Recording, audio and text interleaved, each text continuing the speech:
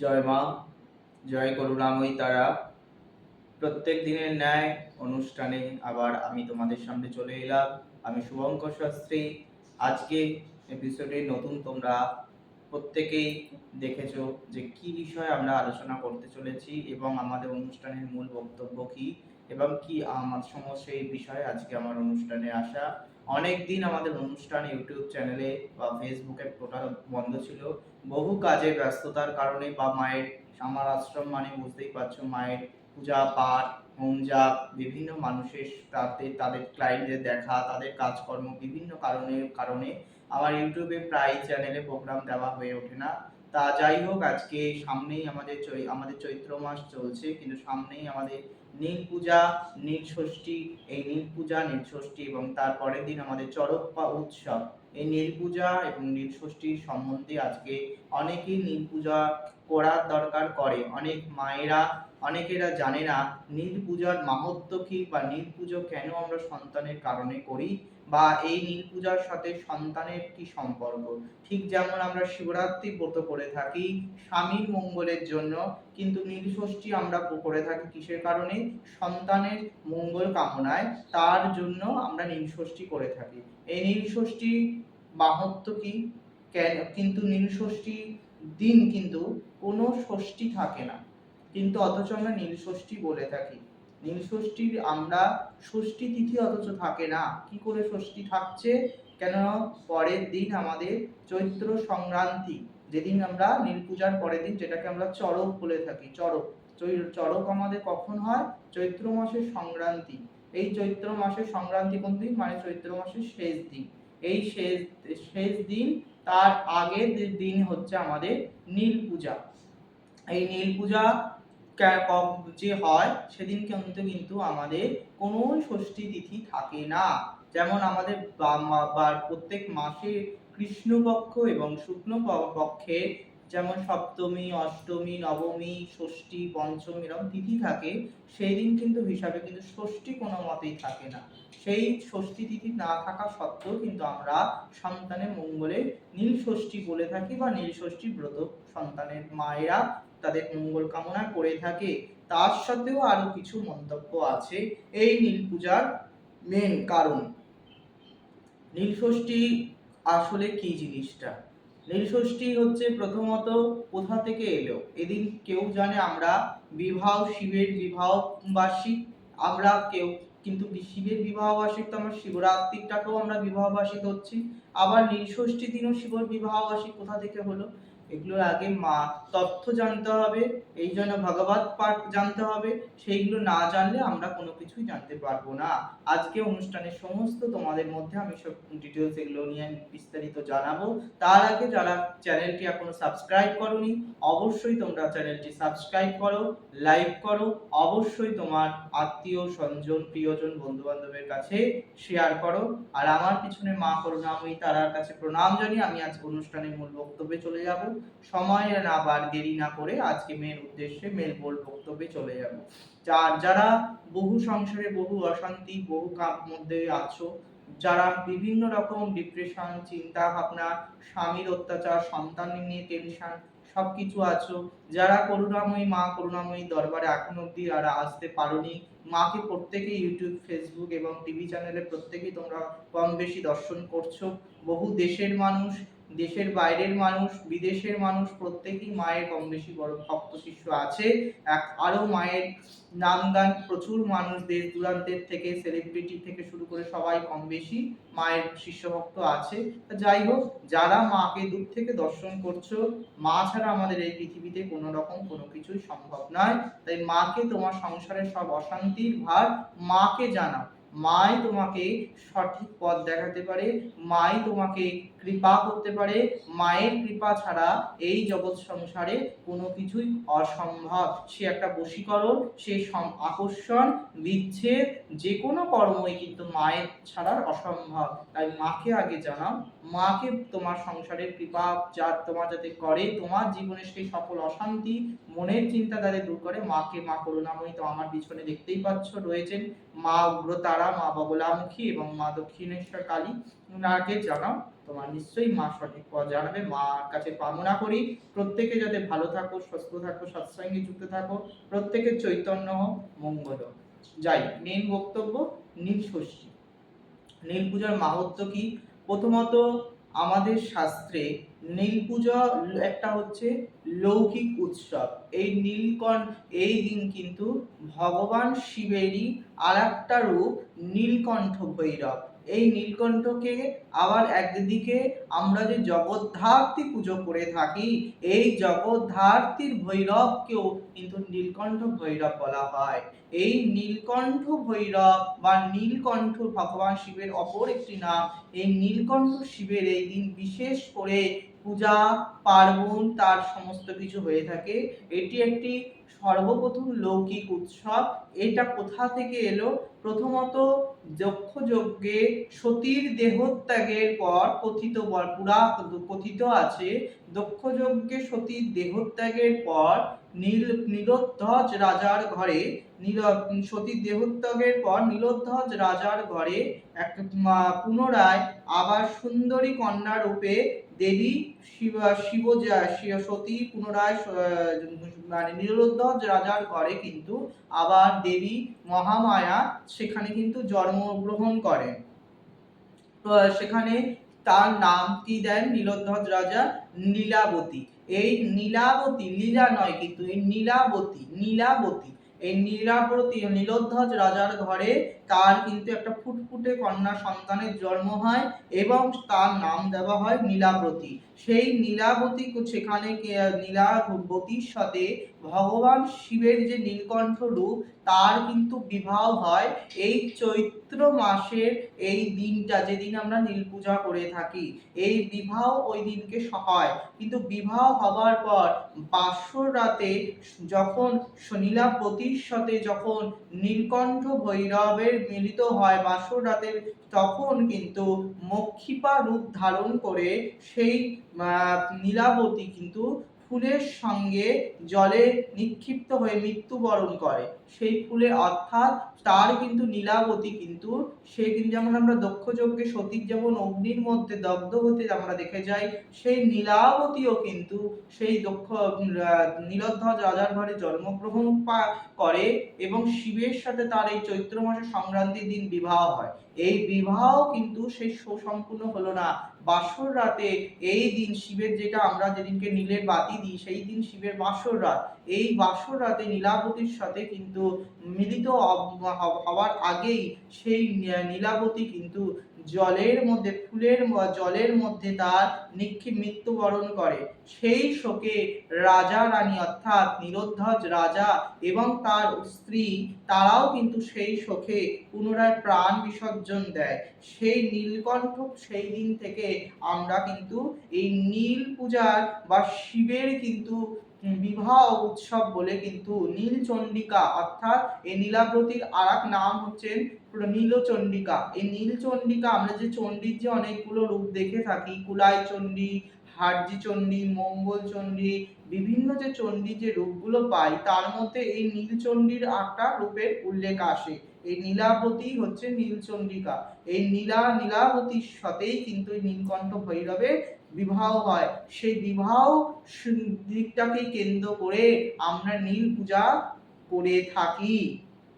কিন্তু নীল পূজা তো আমরা করে থাকি, এই নীল পূজার সাথে আমাদের নীল ষষ্ঠীর কি মাহাত্ম্য, অর্থাৎ সেদিন না শিবের বাসরাত, এমনিতে সবাই শিবকে জল ঢালা পুজো পাঠ করতেই পারে, কিন্তু তার সাথে সন্তানের কি সম্পর্ক, এরও পিছনে আমাদের শাস্ত্র কি বলছেন, শাস্ত্র ঠিক নয়, আমাদের পুরাণ কি বলছে সেটাকে বলছে। কথিত আছে বহু যুগ আগে এক ব্রাহ্মণ পরিবারে তাদের সন্তান হতো। যতবার সেখানে ব্রাহ্মণ পরিবারে ব্রাহ্মণ বা ব্রাহ্মণীর মধ্যে যতবার সন্তান জন্ম দেয়, সেই সন্তান কিছুদিন বছর তো বাঁচতে না বাঁচতেই তাদের সন্তান মৃত্যুবরণ করে। আবার সন্তান যখন জন্ম দেয় ফের সেই সন্তান আবার মৃত্যুবরণ করে।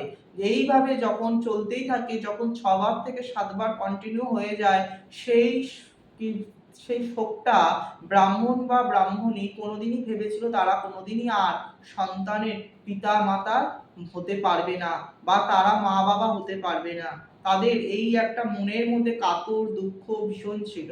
এই তারা এই চিন্তা ভাবনায় বহু দিন ধরে থাকতেই থাকে। পরবর্তীতে যখন তারা কাশীধামে যায়, সেইখানে মণিকর্ণিকার ঘাটে অন্নপূর্ণা মায়ের পূজা পাঠ করে সেখানে মণিকর্ণিকার ঘাটে ওইখানে একটি ষষ্ঠী মাতার মন্দিরও আছে। সেই মণিকর্ণিকার ঘাটে সেখানে তারা একটু বিশ্রাম করে এবং মনে মনে চিন্তা করতে পারে, চিন্তা করে যে তাদের সবার সন্তান আছে, সবাই সকলার বাবা মায়ের ডাক শুনতে পায়। ভগবান, আমরা কি কোনোদিন বাবা মায়ের ডাক শুনতে পারবো না, বা আমরা কি কোনোদিন বাবা মা হতে পারবো না? এরকম বহু চিন্তা ভাবনা ওদের মনের মধ্যে কাতর হয়ে পড়ে। এটা ভগবান মা ষষ্ঠীর কানে পৌঁছায় এই বার্তা। তখন কি হয়, সেই মণিকর্ণিকার ঘাটে মা ষষ্ঠী বুড়ি বেশে তাদের সামনে এসে তাদের দুঃখের মানে কথা জানতে চায়, যে তাদের দুঃখের কারণটা কি। সেই সময় মা তখন সেই স্ত্রী, ব্রাহ্মণের যে স্ত্রী ছিলেন, তিনি কি করলেন, তার মানে হাউ হাউ করে তার মনের কামনা মানে মায়ের চরণে, মানে মা ষষ্ঠী তো তিনি আর জানতেন না, সেই বুড়ির কাছে সেই বুড়ি বেশি মায়ের যে রূপ, সেই তাকে তার দুঃখের কাতর কাহিনী শোনায়।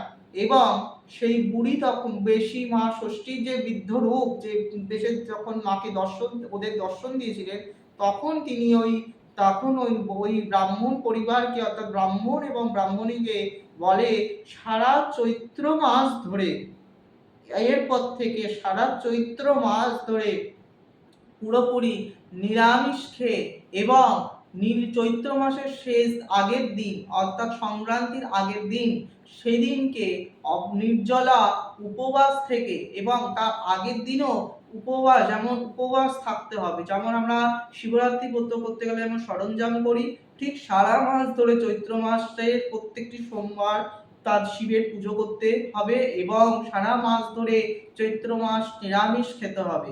এবং চৈত্র মাসে যেদিনকে নীল পূজা, এই দিনকে সেদিনকে পুরোপুরি জলস্পর্শ না করে সন্ধ্যা বেলায় ভগবান শিবের ঘরে বাতি দিতে হবে। কি বাতি? নীলের বাতি। এই নীল বাতি দিতে হবে। কেন দিতে হবে? তার সন্তান যাতে মা হতে পারে, সে যাতে পুনরায় তার সন্তান যাতে দীর্ঘজীবী হয়, বা এইবার যার সন্তানের জয় হবে, সে যাতে আর মৃত্যুবরণ না করে, এই সমস্ত তার মনের যত কামনা ভগবান দেবালী দেবের চরণে সমর্পণ করে, সেটি ভগবান শিব, ভগবান নীলাবতী এবং নীলাবতী বা নীলচন্ডিকা, তার সাথে যে ভগবান শিবের যে নীলকণ্ঠ ভৈরবের বিবাহ হয়, সেই বিবাহ বাসরটাকে কেন্দ্র করে তারা শিবের ঘরে বাতি জ্বালাতে বলে। এই কথা তারা সেই বুড়ি মা ষষ্ঠীর যে বৃদ্ধ রূপ যে ধারণ করে এসেছিলেন, সেই কথা তার শুনে তারপর থেকে সেই ব্রাহ্মণ বা ব্রাহ্মণী সেই ব্রত শুরু করে। এই ব্রত যারা যখন শুরু করেন, তারপর ঠিক সেই হিসাব মতোই সেরকম ব্রত পাঠ করে নীলের ঘরে তারা বাতি জ্বালায়। এরপর 3 মাস পরই তার সন্তান গর্ভে ধারণ আসে এবং সেই সন্তান পুনরায় বড় হয় এবং সে দীর্ঘজীবী হয়, এবং তার যে কাকবন্ধ, যেটাকে আমরা বলে থাকি যে বাচ্চা যারা ধারণ করে বা মরে যায়, এদেরকে বলা হয় কাকবন্ধা নারী। সেই কাক, এটা তন্ত্রের একটা, অনেকে জানে না, সেই কাক যার এই যে দোষটা ছিল, সেই ব্রাহ্মণ পরিবারের উপর যে অভিশাপ ছিল, সেটা কেটে গিয়ে সেটা পুরোপুরি মা এবং পিতার হলো।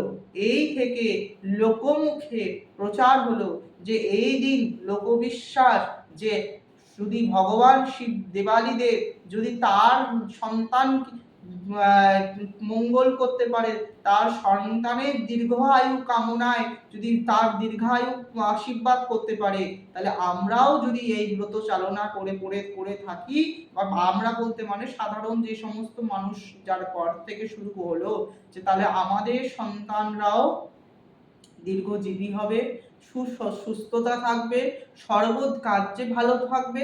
এই থেকে তা ব্রাহ্মণী প্রথম এই ব্রত প্রচার করে। তারপর থেকে লোকমুখে এই নীল ষষ্ঠী সন্তান কামনায় মায়েরা এই ব্রত শুরু করে। আজও এই ব্রত এই চৈত্র মাসের আগের দিন নীল পূজা বা নীল ষষ্ঠী নামে এই ব্রত যুগ যুগান্তর ধরে চলে আসছে। এই হচ্ছে নীল ষষ্ঠী বা নীল পূজার মেন মাহাত্ম্য। এর পিছনে দুটো কাহিনী, এক ব্রাহ্মণ পরিবারে যে সন্তান না হবার কাহিনী, আর নীল পূজার যে মেন কাহিনী সেটা হচ্ছে নীলচণ্ডীর সাথে ভগবান নীলকণ্ঠ ভৈরবের বিবাহ বাসরকে কেন্দ্র করে এই বক্তব্য। এরপর আসবো আমরা চড়ক। পরের দিন আমাদের চড়ক উৎসব। এই চড়কের দিন আমরা কিভাবে পালন করে, যারা চড়ক করে থাকে এই চড়কেরও কিছু শাস্ত্র নিয়ম আছে। চড়ক পুজোর দিন কিভাবে করতে হয়, চড়ক পুজোর তার আগে আমি একটু আরেকটা জিনিস আমার বক্তব্য বলতে ভুলে গেলাম। যারা নীল পূজা করছো, অবশ্যই অনেকে এখন মনে হয় যে নতুন শাড়ি না পরলে নীল পূজা করা যাবে না, বা নতুন জিনিস না হলে নীলের বা মাথায় শিবের মাথায় জল ঢালা যাবে না। এটার সাথে শাস্ত্রের কোনো ব্যাখ্যা নেই। আমি নীল পূজা করতেই পারি, অবশ্যই সেটা আমার ভক্তি শ্রদ্ধা সহকারে আমি ঘরে আমার যা আছে সেটা পুরনো হোক, ভেজা হোক, ছেঁড়া হোক, সেটা যাই যে কোনো জিনিস হোক, কিন্তু শুদ্ধতা মেন প্রয়োজন। অবশ্যই ছেঁড়া ফাটা মলিন বস্ত্রে ভগবানের পুজো করা যায় না, এটা একটা শাস্ত্রের মেন ব্যাখ্যা আছে। কিন্তু যে নতুন বা পুরনোই এটা পরেই জল ঢালতে হবে, এটার সাথে এর কোনো সম্পর্ক নেই। যারা ঢালতে চায় সে নতুন করে সেটা আলাদা বিষয়। আর নীল পূজায় ক্ষেত্রে যারা মায়েরা সন্তানের ক্ষেত্রে বাতি জ্বালাও, নীলের বাতি অবশ্যই জ্বালছে, ঠিক আছে, অবশ্যই কিন্তু প্রদীপ মা যাদের পুত্র বা যে বংশধর আছে তাদের জন্যই কিন্তু নীলের বাতি ধরাতে হয় বা এবার অনেকে ভাবে যে আমার তো মেয়ে সন্তান, আমি কিন্তু বাতি জ্বালাতে পারবো না, আমি প্রদীপ ধরাতে হবে। এই জায়গাটা বলতে হবে, যারা সন্তানের অ্যাকচুয়ালিও ছেলে যাদের আছে, যেসব পুত্র সন্তান যাদের আছে তাদের জন্য কিন্তু বাতি জ্বালাতে হয়, কিন্তু যাদের মেয়ে সন্তান আছে তাদের জন্য কিন্তু প্রদীপ জ্বালাতে হয়। সেটা ঘিয়ের প্রদীপ হতে হবে, কিন্তু বাতি জ্বালালেও কিন্তু কোনো ক্ষতি হয় না। মন যদি চায় আমার যে আমার মেয়ে আছে কিন্তু আমি তাহলে কি বাতি জ্বালাতে পারি না, জ্বালালেও কোনো ক্ষতি হয় না। সে তার যদি মন চায় সে নীলের বাতি নীল পূজার দিন তার মেয়ে হোক ছেলে হোক সে বাতি জ্বালাতেই পারে বা প্রদীপও ধরাতে পারে। মোটমাট তার ঘরে আলোকিত করতে বলছে, বলে বাসর ঘরে তুমি শিবের ঘরে বাসর ঘরে আলোকিত করছো এবং তোমার মোটমাট তোমার সন্তানের মঙ্গলময় জীবনে আলোকিত হয়ে ফুলে উঠছে, এটাই মেন বক্তব্য। শিবের মাথায় অবশ্যই মারা যে জল ঢালবে অবশ্যই কি কয়েকটা জিনিস মিশিয়ে জল ঢালবে, শুধু দুধ গঙ্গা জল দেবে না, জলের মধ্যে কয়েকটা জিনিস দিয়ে বাবাকে অভিষেক করাও এই নীল পুজোর দিনটা বিশেষ করে। কি তাতে তোমার সন্তানের আরো বেশি সুন্দর ভালো ফলাদেশ পাবে। প্রথমত দুধ, পঞ্চামৃত আমাদের মেনেটারি, দুধ, দই, ঘৃত, মধু এবং শর্করা অর্থাৎ চিনি, এই পঞ্চামৃত দ্বারা অবশ্যই অভিষেক করবে। যাদের ঘরে পার্থিব শিবলিঙ্গ আছে বা যারা বাইরে জল ঢালতে যাও তাদের ক্ষেত্রে এই শিবলিঙ্গ, তাদের ক্ষেত্রে এই শিবের পুজোর দিন, এই দিন অবশ্যই কিন্তু পার্থিব শিবের পুজোর ক্ষেত্রে কিন্তু অবশ্যই কি সে ঘরের শিব বলে জল ঢালতে পারবো, বাইরের শিব হলে সেখানে ঘরের শিবকে অনেকে অবহেলা করে বাইরে জল ঢালতে যায়, এটা আমি দেখে থাকি, কিন্তু এর সাথে আমি কোনো একমত নয়। শিব তো শিবলিঙ্গ, সেটা ঘরে হোক কিংবা বাইরে হোক, বাইরে গেলেই আমার পুজোটা সম্পূর্ণ হবে, ঘরে আমি বাবার মাথায় জল দিলে এই পুজোটা হবে না, এটা মানুষের কি বলবো মেন্টাল কিছু প্রবলেম থাকে, এছাড়া কোনো কিছুই নয়। এটা তা আগে বুঝতে হবে, শিবলিঙ্গ ছোট হোক বড় হোক এটা মিটার করছে না, শিবের পুজোটা কিভাবে হচ্ছে সেটা মানতে হবে। আর অনেকে নীল পুজো দিন উপোস থাকতে পারে না, দিনের বেলা জল ঢেলে নেয়, করতে পারে, কিন্তু বাতিটা শাস্ত্র বলছেন সেটা কিন্তু সন্ধ্যার টাইমেই জ্বালাতে হয়, না হলে নীলের বাতি সন্ধ্যায় না জ্বালালে সেই ভালো রেজাল্ট পাওয়া যাবে না। আর নীল পুজোর দিন অবশ্যই করে যে জল আমি বলছিলাম, জলের মধ্যে অবশ্যই দুধ, তার মধ্যে গঙ্গা জল, তার মধ্যে আমরা সিদ্ধি যেমন মেশাই, তার সাথে অবশ্যই কর্পূরে সামান্য কর্পূর গুঁড়ো করে, তার সাথে গোলাপ জল, তার সাথে অগুরু, এই সমস্ত দিয়ে সেই জলটা নিজেও ঢালো, চেষ্টা করবে তার সন্তানকে দিয়েও তার সেই জলটা ঢালানো। মা এবং সন্তান মিলে একত্রিত হয়ে যদি সেই শিবের মাথায় জলটা ঢালানো যায়, তাতে ভগবান শিব অতীব প্রসন্নময় হয়ে থাকে। 28টি বেলপাতা এই দিন শিবের মাথায় অবশ্যই অষ্টগন্ধা বা সাদা চন্দন ঘষে মিশ্রিত করে সে 28টি বেলপাতা সেটি শিবের মাথা অর্পণ করাও, সন্তানের হাত দিয়ে করাও, তাতে সন্তানের সকল বাধা বিপত্তি, যে সব সন্তানরা পড়াশোনায় অমনোযোগী হয়ে যাচ্ছে তাদেরকে দ্বারা এই দিনকে নীল পুজোর দিন যদি আখের রস দ্বারা শিবের মাথায় তারা অভিষেক করাতে পারো বা মধু দ্বারা অভিষেক করাতে পারো, ভীষণ ভীষণ ভালো রেজাল্ট হয়। প্রত্যেকটি মন্ত্র আছে, মন্ত্রটি বলতে গেলে সেগুলো ভিডিওটি আরো অনেক বড় হয়ে যাবে। তা যারা মন্ত্র না জানলেও ওম নমঃ শিবায় সেই এই পঞ্চাক্ষর মন্ত্রে তোমরা শিবকে জল ঢালো, তাতেও শিব প্রসন্ন হবে। আর লাস্ট যেটা, শুদ্ধ গঙ্গা জল দিয়ে শিবকে অবশ্যই স্নান করিয়ে দাও। শিব পুজোর ক্ষেত্রে অবশ্যই কোনো রকম লাল ফুল ব্যবহার করবে না, আমি বারবার বারণ করে দিলাম। নীল পূজায় তবে লাল ফুল চলা যেতে পারে, কিন্তু ডাইরেক্ট শিবের মাথায় যাওয়া যায় না। শিবের গৌরী পটে লাল জবা বা লাল যে কোনো পুষ্প সেদিন দেওয়া যেতেই পারে, তাতে কোনো অসুবিধা হবে না। এইগুলো মেনটেন করে শিবের রাতি বা নীল পুজোর যে আমরা ব্রত সেটা প্রত্যেকেই পালন করো, অবশ্যই ভালো ফলাদেশ পাবে। আর প্রত্যেককেই বলবো শিবের পিনাকে, শিবের যে পিনাক, সেই পিনাকে আমরা যে ফলদান করে থাকি, এই ফল যে প্রত্যেকেই এই নীল পুজোর দিন দেবে, এই ফল প্রত্যেক একমাত্র এটা সম্পূর্ণ ব্রাহ্মণের অধিকার, ব্রাহ্মণ এই ফলে কিন্তু খায়।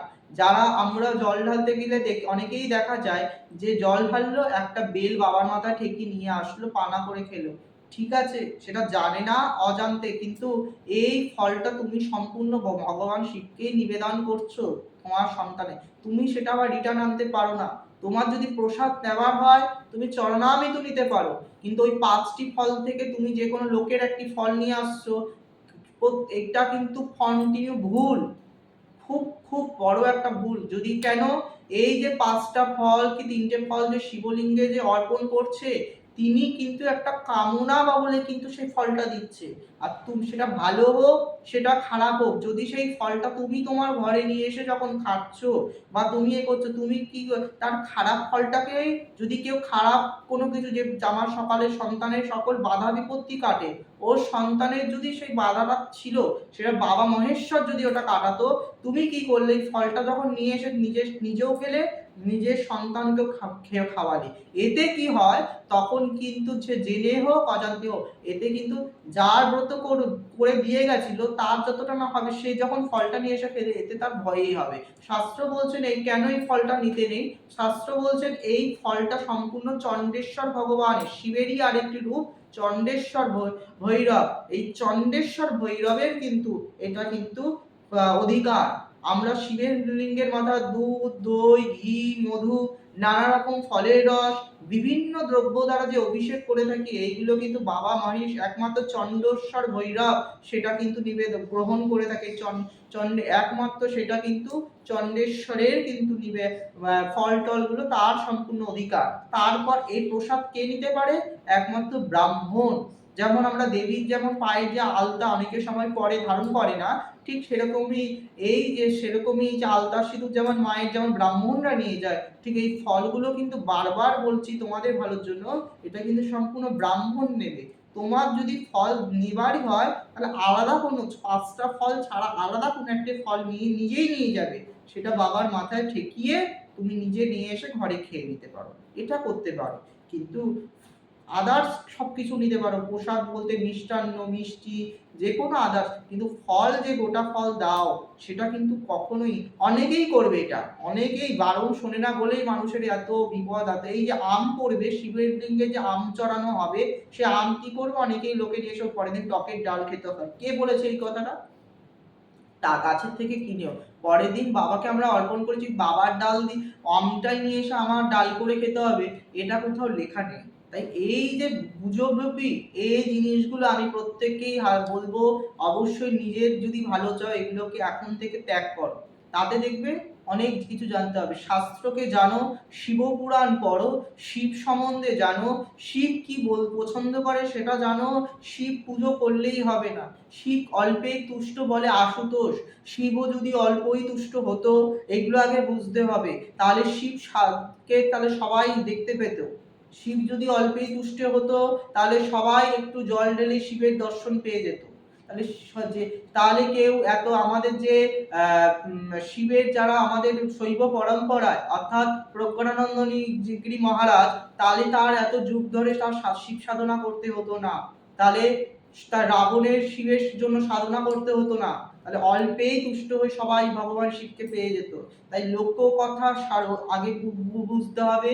তাই যে কোনো শাস্ত্রকে জ্ঞান করে সবকিছু মেনটেন করে শিবের নীলষষ্ঠী ব্রত সবাইকে পালন করতে বলবো।